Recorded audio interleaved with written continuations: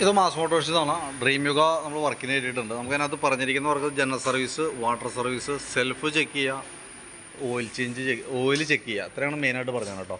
അപ്പോൾ അതിനകത്ത് നമ്മൾ എഞ്ചിൻ ഓയിൽ നോക്കി, ഓയിൽ ലെവൽ കുറവോ കാര്യങ്ങളൊന്നുമില്ല. ഓയിലിൻ്റെ കളറ് ചെറിയതായിട്ട് മാറിയിട്ടുണ്ട്. പക്ഷേ 100% നമുക്ക് കളർ നോക്കിയിട്ട് ഓയിൽ മാറ്റാറായിട്ടുണ്ടോ എന്നുള്ളത് പറയാൻ പറ്റില്ല. കിലോമീറ്ററിൻ്റെ അടിസ്ഥാനത്തിൽ വേണം ഓയിൽ മാറ്റാനായിട്ട് കേട്ടോ. ലെവൽ കുറവൊന്നുമില്ല. പിന്നെ സെൽഫിൻ്റെ കംപ്ലയിൻറ്റ് പറഞ്ഞിട്ടുണ്ട്. നമ്മൾ നോക്കുമ്പോൾ ബാറ്ററി ചെക്ക് ചെയ്തു. ബാറ്ററിക്ക് വേറെ പറയത്തക്ക കംപ്ലയിൻറ്റ് കാണുന്നില്ല. 13.15 റേഞ്ച് വോൾട്ട് കാണിക്കുന്നുണ്ട്. 9.5 വോൾട്ടിനോളം ബാറ്ററിക്ക് ലോഡ് കൊടുക്കുന്ന സമയത്ത് വരുന്നുണ്ട്. പക്ഷേ നമുക്ക് ചെക്ക് ചെയ്യുന്ന സമയത്ത് ബാറ്ററിക്ക് അങ്ങനെ കംപ്ലയിൻ്റ് ആയിട്ട് തോന്നുന്നില്ല. 2023 ബാറ്ററിയാണ് വണ്ടി ഇരിക്കുന്നത്. 2023 വെച്ചാണ് ബാറ്ററിയാണ്. നമ്മൾ ചെക്ക് ചെയ്യുന്ന സമയത്ത് സെൽഫൊക്കെ അടിക്കുന്നുണ്ട്. വർക്ക് ചെയ്യുന്നതിന് പ്രശ്നമൊന്നുമില്ല. അപ്പോൾ എനിക്ക് തോന്നുന്നു പറഞ്ഞ ലക്ഷണം വെച്ച് നോക്കുമ്പോൾ രണ്ട് രീതിയിൽ വരാം. ഒന്ന് ഈ സെൽഫ് റിലേ യൂണിറ്റിൻ്റെ കംപ്ലയിൻ്റ് കൊണ്ട് വരാം, ബാറ്ററിയുടെ വരാം, മോട്ടറിൻ്റെ വരാം. അങ്ങനെ 3 കേസാണ് പൊതുവേ നമുക്ക് വരാറ്. അപ്പോൾ മോട്ടർ വർക്കിംഗ് ആണ്, ബാറ്ററിയുടെ കേസും ഓക്കെ ആയിട്ടാണ് കാണുന്നത്. അപ്പോൾ പിന്നെ നമുക്ക് സെൽഫ് റിലേയുടെ ആവാനാണ് സാധ്യത കൂടുതൽ. അപ്പോൾ ആ സെൽഫ് റിലേ നമുക്ക് ഒന്ന് ചേഞ്ച് ചെയ്തിടാം. ബാറ്ററി ചെക്ക് ചെയ്യുമ്പോൾ ശരിക്കും 8 വോൾട്ട് ഇപ്പോൾ ബാഡായിട്ട് കാണിച്ചാൽ മാത്രമേ ഇവിടെ റെഡ് ലൈറ്റ് തെളിയും ബാറ്ററി കംപ്ലയിൻ്റ് ആണെങ്കിൽ.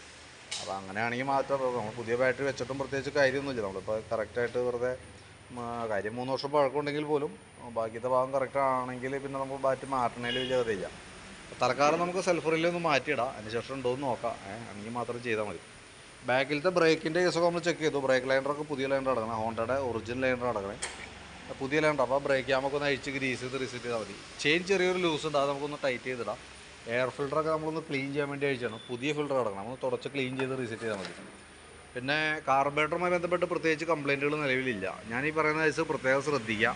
നമ്മളിപ്പോൾ ഉപയോഗിക്കുന്ന പെട്രോൾ എന്ന് പറഞ്ഞാൽ E20 എന്ന് പറയുന്ന പെട്രോളാണ്. അത് ഉപയോഗിക്കുന്ന കാർബറേറ്റർ മോഡലുള്ള എല്ലാ വണ്ടികളും കംപ്ലയിൻറ്റ്സ് കാണിച്ച് തുടങ്ങിയിട്ടുണ്ട്. നമ്മുടെ വണ്ടിയുടെ ഓട്ടത്തിനനുസരിച്ച്, ഓട്ടം കുറവുള്ള വണ്ടിയാണെങ്കിൽ പെട്ടെന്ന് കംപ്ലയിൻറ്റ് വരലുണ്ട്. അത്യാവശ്യം ഡെയിലി യൂസേജ് ഉള്ള വണ്ടിയാണെങ്കിൽ കംപ്ലയിൻറ്റ് വരും, പക്ഷേ അതിന് കുറച്ച് സമയം കിട്ടും നമുക്ക്. ഇപ്പം നിലവിൽ നമ്മുടെ വണ്ടി ഓടിക്കുമ്പോൾ യാതൊരുവിധ കംപ്ലയിൻറ്റും ഇല്ല. ഓവർഫ്ലോ, മിസ്സിങ്, സ്റ്റാർട്ടിങ് പ്രോബ്ലം, അങ്ങനത്തെ പ്രശ്നങ്ങളൊന്നും പ്രത്യക്ഷത്തിൽ കാണുന്നില്ല. എന്നിരുതി എപ്പോൾ വേണമെങ്കിലും വരാം കേട്ടോ. അതൊന്ന് അറിഞ്ഞിരിക്കുക. കാർബറേറ്ററിൻ്റെ കംപ്ലയിൻറ്റ് കൊണ്ട് ഓവർഫ്ലോ കംപ്ലയിൻറ്റ് വരുമ്പോഴാണ് മെയിനായിട്ട് നമുക്ക് ഒരു തലവേദനയാവാം. അപ്പോൾ പിന്നെ കാർബറേറ്റർ മാറ്റി വയ്ക്കാനൊക്കെ പറ്റുള്ളൂ. നമുക്ക് ജനറലായിട്ടുള്ള സർവീസിൽ കാർബറേറ്റർ ക്ലീനിങ് പ്രോസസ്സൊന്നുമില്ല. അപ്പോൾ തൽക്കാലം നമുക്ക് ട്യൂണിങ് അങ്ങനെ എന്തെങ്കിലും ഉണ്ടെങ്കിൽ മാത്രമാണ് നമുക്ക് ചെയ്യേണ്ടതായിട്ടുള്ളൂ. ഇപ്പോൾ നമ്മൾ നോക്കുമ്പോൾ വേറെ പറയത്തക്ക കംപ്ലയിൻറ്റുകളൊന്നും തന്നെ ഇല്ല. അപ്പോൾ കാർബറേറ്ററൊക്കെ അതേ രീതിയിൽ തന്നെ നമ്മൾ നിലനിർത്തിയിട്ടുണ്ട്. പിന്നെ ഞാനീ പറഞ്ഞ പോലെ ബാറ്ററിയുടെ കേസ് നോക്കി, ബാറ്ററി വേറെ പ്രത്യേകിച്ച് കംപ്ലയിൻറ്റ് കാണുന്നില്ല കേട്ടോ. ആ സെൽഫ് റിലേ യൂണിറ്റ് മാറ്റി നമുക്ക് റീസെറ്റ് ചെയ്യാം. സ്പാർക്ക് പ്ലഗൊക്കെ ഒന്ന് അഴിച്ച് ക്ലീൻ ചെയ്ത് റീസെറ്റ് ചെയ്യുന്നുണ്ട്. നല്ല പ്ലഗാണ് കേട്ടോ. പിന്നെ അതിന് ശേഷം നമ്മൾ ഫ്രണ്ടും കൂടി അഴിച്ച് ബ്രേക്കൊക്കെ ഒന്ന് ക്ലീൻ ചെയ്ത് റീസെറ്റ് ആക്കും. വാട്ടർ സർവീസ് ചെയ്യുക, അതൊക്കെയാണ് മെയിനായിട്ടുള്ളത്. അപ്പോൾ ഞാൻ അതിൻ്റെ ഒരു ഏകദേശം ഒരു എസ്റ്റിമേറ്റ് ആക്കിയിട്ട് ഡീറ്റെയിൽസ് വാട്സാപ്പിലേക്ക് ഇട്ടേക്കാം. വീഡിയോ കണ്ടു കഴിയുമ്പോൾ നോക്കിയിട്ടൊന്ന് റിപ്ലൈ ഇട്ടേക്കാം. ഒരു 4:30-5 മണിയൊക്കെ ആകുമ്പോഴത്തേക്കും എടുക്കാവുന്ന രീതിയിലാണ് നമ്മൾ ചെയ്തുകൊണ്ടിരിക്കുന്നത്. വാഷിംഗ് കൂടി ഉള്ളതുകൊണ്ട് ഒരു 5 മണി എന്തായാലും ആവും.